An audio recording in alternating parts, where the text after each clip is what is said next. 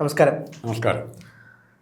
Padmakumar CPM നിന്ന് വല്ലാണ്ട് എന്താ പറയുക അങ്കലാപ്പിൽ നിൽക്കുന്ന ഒരു വ്യക്തിയാണ്. ഇപ്പോൾ കാരണം നമുക്കറിയാം ശബരിമല യുവതീ പ്രവേശനത്തിലും അദ്ദേഹത്തെ മനഃപൂർവ്വം തിരുവനന്തപുരത്തോട്ട് പറഞ്ഞയച്ചു എന്നുള്ളത്. അദ്ദേഹത്തെ മാത്രമല്ല, അന്നത്തെ ADGPയെയും മനഃപൂർവ്വം ശ്രീജിത്തിനെ അദ്ദേഹത്തെയും തിരുവനന്തപുരത്തോട്ട് പറഞ്ഞയച്ചു. അദ്ദേഹം തിരുവനന്തപുരത്ത് എത്തിയതിന് ശേഷമാണ് മനസ്സിലായത് ശബരിമല യുവതീ പ്രവേശനം നടന്നു എന്നുള്ള കാര്യങ്ങളൊക്കെ.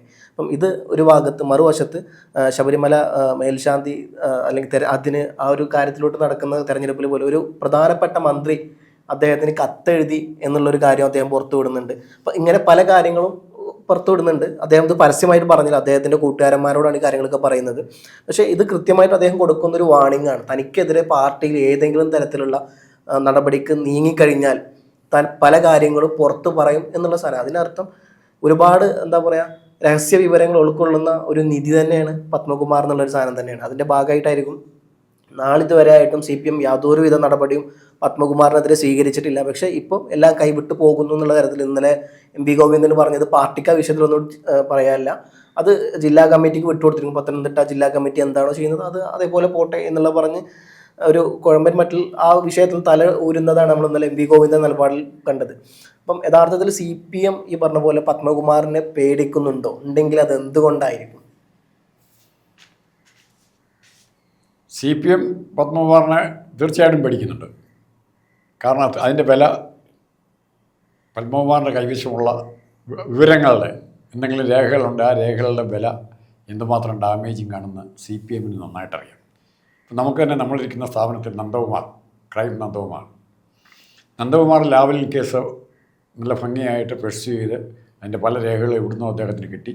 അത് കുറേശ്ശെ പുറത്തു വരാൻ തുടങ്ങിയ സമയത്ത് കോഴിക്കോട്ട് അദ്ദേഹം അത് സൂക്ഷിച്ചു വെച്ചിരിക്കുന്ന സ്ഥലത്തുനിന്ന് ആ കെട്ടിടം അടിച്ചു പൊളിച്ച് തീയിട്ടൊന്നറിയില്ല, ആ രേഖകളുമായി ഒരു പ്രമുഖ CPM നേതാവ്, പിന്നീട് മന്ത്രിയായ CPM നേതാവ്, പിന്നീട് CPMൽ ബന്ധുബലം ഉണ്ടാക്കിയ നേതാവ് മന്ത്രിയായി ഈ സ്ഥാപനത്തെ ഇല്ലാതാക്കാൻ നന്ദകുമാറിനെ അറസ്റ്റ് ചെയ്യാനും പീഡിപ്പിക്കാനുമുള്ള ഏറ്റവും കൂടുതൽ ശ്രമങ്ങൾ നടന്നു.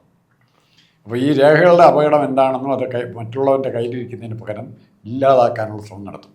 പത്മകുമാർ വളരെ കോഷ്യസ് ആയിരുന്നുകൊണ്ട്, പക്ഷേ ഈ സംഭവം വരെ അറിയാവുന്ന പത്മകുമാർ തൻ്റെ കൈവശമുള്ള രേഖകൾ ഭംഗിയായി സൂക്ഷിക്കാൻ അറിയാം. അതുകൊണ്ടാണ് പത്മകുമാർ ഒറ്റ വാചകമേ പറഞ്ഞുള്ളൂ, അതിന് 100 ഇൻ്റർപ്രിട്ടേഷൻ ഉണ്ട്. പത്മകുമാർ കൃത്യമായിട്ട് പറഞ്ഞ ദൈവതുല്യനായ ഒരാൾ പറഞ്ഞപ്പോൾ ആരാണ് ദൈവതുല്യൻ നമ്മളൊക്കെ തർക്കിച്ചു.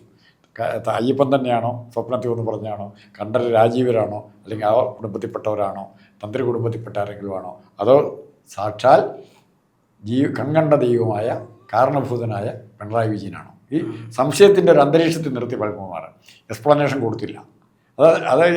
അതിൻ്റെ അർത്ഥം തന്നെ ഈ വിഷയത്തെ പിന്നീട് എപ്പോഴെങ്കിലും രാഷ്ട്രീയമായോ സാമ്പത്തികമായോ മറ്റു തരത്തിലോ ഉപയോഗിക്കാൻ ഇങ്ങനെ തയ്യാറെടുത്തിരിക്കുകയാണ്. അവിടെയാണ് അപ്പോൾ ഈ വിഷയം ആർക്കറിയാം? പത്മകുമാറിന് ഇന്ന രേഖകൾ അല്ലെങ്കിൽ ഇന്ന വിവരങ്ങൾ കിട്ടിയിട്ടുണ്ട് എന്നുള്ള വിവരം പിണറായി വിജയനും MP ഗോവിന്ദനും CPMൻ്റെ പത്തനംതിട്ട ജില്ലാ കമ്മിറ്റിക്കും വീണാചോദനൊക്കെ അറിയാം. ഈ കാര്യങ്ങൾ പുറത്തു വന്നാൽ ഉണ്ടാകുന്ന അപകടം അറിയാം. ഇതൊന്നും പുറത്തു വരാതിരുന്നിട്ട് കൂടി പത്മകുമാറിൽ നിന്നൊരു വാക്ക് പോലും പുറത്തു വന്നിട്ടില്ല, ഒരു അക്ഷരം പോലും പുറത്തു വന്നിട്ടില്ല. എന്നിട്ടും പത്തനംതിട്ടയിലെ മിക്കവാറും എല്ലാ സീറ്റുകളും തോറ്റില്ലേ? എല്ലാ സീറ്റും തോറ്റില്ല. വീണാചോദന തോറ്റില്ലേ? എങ്ങനെ തോറ്റെങ്ങനെ? ജനങ്ങളിത് മനസ്സിലാക്കിയിട്ടുണ്ട്. എന്തോ കള്ളത്തരം അവിടെ നടന്നിട്ടുണ്ട്, എന്തെല്ലാം കാര്യമായ കള്ളത്തരങ്ങൾ നടന്നിട്ടുണ്ട്. ആ കള്ളത്തരങ്ങൾക്ക് ഉൾപ്പവാദി പിണറായി വിജയനും ശിങ്കിടികളുമാണ് എന്നുള്ള ഉത്തമ ബോധ്യം അവർക്കുണ്ട്. പത്മകുമാറിനെ പിടിക്കുമ്പോൾ അവിടെ കടകംപള്ളിയെ പറ്റി പിടിക്കുന്നില്ല, വാസവനിലേക്ക് പോകുന്നില്ല. വാസവനെ നമ്മൾ വരുമ്പോൾ കോൺഗ്രസിൻ്റെ ശിവകുമാറിനെ ചൂണ്ടിക്കാണിക്കും. ഇത് പരസ്പരം അങ്ങോട്ടും ഇങ്ങോട്ടും ബ്ലാക്ക്മെയിൽ ചെയ്ത് ഇത് ഒതുക്കി തീർക്കാമെന്നാണ് പിണറായി വിജയൻ വിചാരിച്ചിരുന്നത്. പക്ഷേ എന്തുകൊണ്ടോ കുറേശ്ശെ രഹസ്യങ്ങൾ പുറത്തു വരുന്നുണ്ട്. ആ രഹസ്യങ്ങൾ പുറത്തു വരുന്നതുകൊണ്ട് ശബരിമലയുടെ ബാക്കി രഹസ്യങ്ങൾ പുറത്തു വരും നമുക്ക് പ്രതീക്ഷിക്കാം. അത് മാത്രമല്ല, ഈ പറഞ്ഞ പോലെ എന്താ പറയുക, ദേവസ്വം തെരഞ്ഞെടുപ്പിൽ മന്ത്രി കത്ത് നൽകി എന്നുള്ളതും അത് കൃത്യമായിട്ട് വിരൽ ചൂണ്ടുന്ന രണ്ട് ആൾക്കാരിലായിട്ടാണ്. എനിക്ക് തോന്നുന്നു ഒരു പരിധിവരെ കടകംപള്ളി സുരേന്ദ്രനും അതേപോലെ VN വാസവനും അവർ രണ്ടുപേരിലായിരിക്കും ഈ കാര്യം അദ്ദേഹം പറഞ്ഞു വെക്കുന്നത്. അങ്ങനെ വരുമ്പം എനിക്ക് അവരിൽ മാത്രം ഈ സാധനം ഒതുങ്ങും, അതോ പിണറായി വിജയനിലോട്ടും ഈ സാധനം എത്തുമോ എന്നുള്ളൊരു ചോദ്യമുണ്ട്. കാരണം പ്രത്യേകിച്ച് പാർട്ടി തോറ്റു കടന്ന് ഒന്നും അല്ലാണ്ട് നിഷ്പക്ഷമായി, അല്ലെങ്കിൽ എന്താ പറയുക നിഷ്പക്ഷമായി പോലും എന്താ പറയുക ഒരു സത്യാവസ്ഥ അന്വേഷിക്കാൻ പോലും പറ്റാത്ത രീതിയിൽ പാർട്ടി തകർന്ന് തരിപ്പണമായ ഒരു ഭാഗത്ത് കിടക്കുന്നു. എന്നിട്ടും പ്രതിപക്ഷ നേതാവായിട്ട് വീണ്ടും പിണറായി വിജയൻ തന്നെ വീണ്ടും വരുന്നത് ഇത്രയേറെ ആരോപണങ്ങളും പ്രത്യാരോപണങ്ങളൊക്കെ ഉണ്ടായി നിൽക്കെ തന്നെ. അപ്പോൾ ഈ ഒരു സാധനം വന്നു കഴിഞ്ഞാൽ CPM അത് കിട്ടാൻ പോകുന്ന ഏറ്റവും വലിയ തിരിച്ചടി തന്നെ ആയിരിക്കില്ലേ? അല്ല, സി പി എമ്മിന് ഇത് ഒന്നായി ഇതിപ്പോൾ ഒരു തുടക്കം മാത്രമേ ഞാൻ പറഞ്ഞുള്ളൂ. ഇത് കടകംപള്ളിയുടെ ഒപ്പാണ്, കടകംപള്ളിയുടെ എഴുത്താണ് ശാന്തിക്കാരനെ നിയന്ത്രിക്കാനായിട്ട് വന്നിരുന്നെങ്കിൽ, നിയമിക്കുന്ന സമയത്ത് കിട്ടിയിരുന്നെങ്കിൽ, അല്ലെ വാസവൻ്റെ എഴുത്താണ് കിട്ടിയിരുന്നെങ്കിൽ ഉറപ്പായിട്ടും അതിൻ്റെ ഫലം എന്ന് പറയുന്നത് ആ എഴുത്ത് പുറത്ത് വന്നാൽ, അല്ലെ അതിൻ്റെ വിശദവിവരങ്ങൾ പുറത്ത് വന്നാൽ ഉറപ്പായിട്ടും മൊത്തം ഉത്തരം പറയേണ്ടാരാ? വാസവനെ പ്രധാനപ്പെട്ട നമ്പർ 2 ആയിട്ട് തന്നെ കൊണ്ടുവന്നു വേണം പറയാം. വാസവനെയും കടകംപള്ളി സുരേന്ദ്രനെയും നിയന്ത്രിക്കാൻ പറ്റാതെ, അറസ്റ്റ് ചെയ്യാൻ പറ്റാതെ പോലീസ് പകച്ചു നിന്നത് ഈ വിവരം അവർക്കും അറിയാം. കടകംപള്ളി അറസ്റ്റ് ചെയ്യാൻ ആഗ്രഹം ഇല്ലാഞ്ഞിട്ടായിരിക്കില്ല, പത്മകുമാറിനെ പോലെ കടകംപള്ളി അറസ്റ്റ് ചെയ്യണമെന്ന് ആഗ്രഹം കാണും.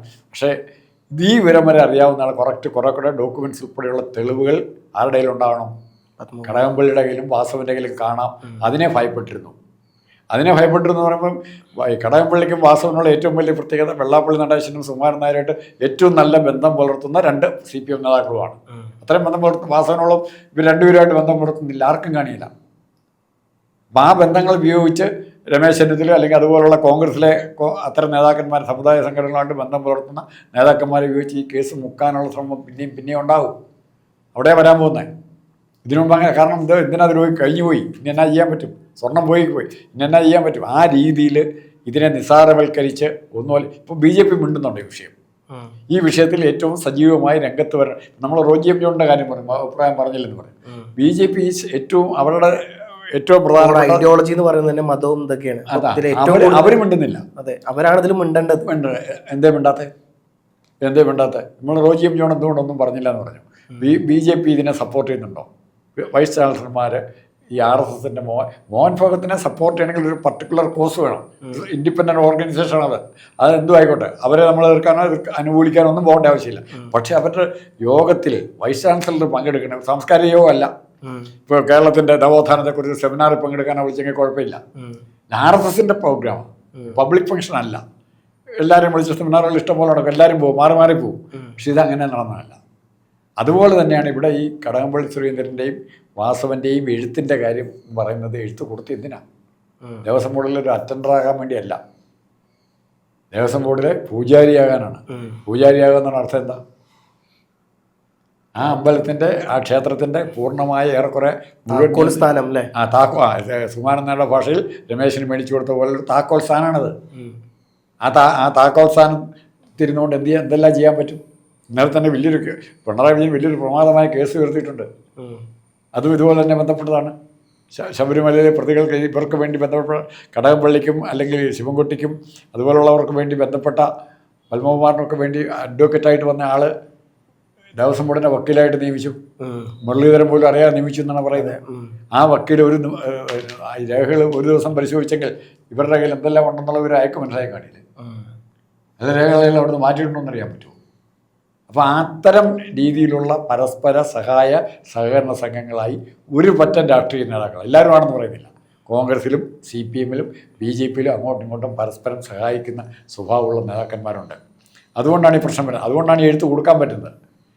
പത്മകുമാറിന് എഴുത്ത് കൊടുത്തെങ്കിൽ അതിൻ്റെ അർത്ഥം ആ നേതാവ് പറഞ്ഞാൽ പത്മകുമാർ കേൾക്കും. അല്ലെ ആ നേതാവിനോട് വീണ്ടും ഒരു ദൈവത്തിലും വിളിച്ച് പറയും, മറ്റേ സഹാവ് തന്ന എഴുത്തെന്ത് ചെയ്യും, അത് വെച്ചങ്ങ് ചെയ്താക്കാൻ പറയും. അങ്ങനെ പറയുമ്പം ആ പറച്ചിലിനെ പേടി, ഭയം എല്ലാം ഉള്ള CPMൻ്റെ നേതാക്കന്മാരെ പത്മകുമാറായാലും കടകംപള്ളി ആയാലും ആരായാലും ഈ രീതിയിൽ പെരുമാറും. ഒരു കാര്യം വളരെ കൃത്യമാണ്. എന്തായാലും CPM പേടിക്കുന്ന എന്തൊക്കെയോ പല രേഖകൾ ഈ പറഞ്ഞ പോലെ പത്മകുമാറിൻ്റെ കയ്യിലുണ്ട് എന്നുള്ളത് കൃത്യമാണ്. അതുകൊണ്ടാണ് അദ്ദേഹത്തെ അറസ്റ്റ് ചെയ്തപ്പോൾ പോലും പാർട്ടി അദ്ദേഹത്തിനെതിരെ വലിയ തരത്തിൽ നടപടികളിലോട്ട് പോയില്ല. ഏറ്റവും അവസാനമായിട്ട് ഇപ്പോൾ MV ഗോവിന്ദൻ പറഞ്ഞത് പാർട്ടിയുടെ പ്രധാന താക്കോൽ സ്ഥാനങ്ങളെല്ലാം അദ്ദേഹത്തെ മാറ്റി നിർത്തിയിട്ടുണ്ട്. പക്ഷേ ഇപ്പോഴും അദ്ദേഹം പാർട്ടി മെമ്പറാണ്. എനിക്കൊണ്ട് മാക്സിമം ഇപ്പോൾ അവർക്ക് ചെയ്യാൻ പറ്റുന്നത് അദ്ദേഹത്തെ പാർട്ടി അംഗത്തു നിന്ന്, പാർട്ടി ഔദ്യോഗിക മെമ്പർഷിപ്പിൽ നിന്ന് ഒഴിവാക്കാൻ പറ്റുമായിരിക്കും. പക്ഷേ അത് ഒഴിവാക്കി കഴിഞ്ഞാൽ ഏത് തരത്തിലോട്ടായിരിക്കും കേരള രാഷ്ട്രീയം നീങ്ങുക എന്നുള്ളത് വലിയൊരു ചോദ്യചിഹ്നമാണ്. കാരണം അങ്ങനെ CPM ഇങ്ങനെ ഒരു നിലപാടിലോട്ട് പോയി കഴിഞ്ഞാൽ പല കാര്യങ്ങളും അദ്ദേഹം പുറത്തു വിടും എന്നുള്ളത് ഉറപ്പാണ്. കാരണം അദ്ദേഹം ഇപ്പോൾ തന്നെ CPMന് ചെറിയ സൂചന കൊടുത്തിട്ടുണ്ട്, എന്നെ തൊട്ട് കഴിഞ്ഞാൽ ഞാൻ ഇന്ന സാധനങ്ങളൊക്കെ പുറത്തു വിടും എന്നുള്ളത് പറയാണ്ട് അദ്ദേഹം പറഞ്ഞു വെച്ചിട്ടുണ്ട്. അതുകൊണ്ട് CPM തൊടുമോ ഇല്ലയോ എന്നുള്ളത് വലിയ ചോദ്യചിഹ്നമാണ്. എന്തായാലും വരും ദിവസങ്ങളിൽ കാത്തിരുന്ന് കാണാം CPMൻ്റെ നിലപാട് എന്തായിരിക്കും എന്നുള്ളതും CPM ഇതിനെ എങ്ങനെ നേരിടുന്നുള്ളതും പത്മകുമാർ ഈ ഒരു വിഷയത്തിൽ എന്ത് കാര്യങ്ങളാണ് പുറത്തു വിടാൻ പോകുന്നത് എന്നുള്ളത് എന്തായാലും കാത്തിരുന്ന് കാണാം. എന്തായാലും നമ്മുടെ സമൂഹത്തിൽ ഭരണകക്ഷികൾ തമ്മിലുള്ള ബന്ധം, ഭരണകക്ഷി സമുദായ നേതാക്കൾ തമ്മിലുള്ള ബന്ധം, പ്രതിപക്ഷ സമുദായ നേതാക്കൾ തമ്മിലുള്ള ബന്ധം, ഇതെല്ലാം വരുന്ന ദിവസങ്ങളിൽ ചർച്ചാ വിഷയമാകുമെന്ന് തന്നെയാണ് ഞാൻ പ്രതീക്ഷിക്കുന്നത്.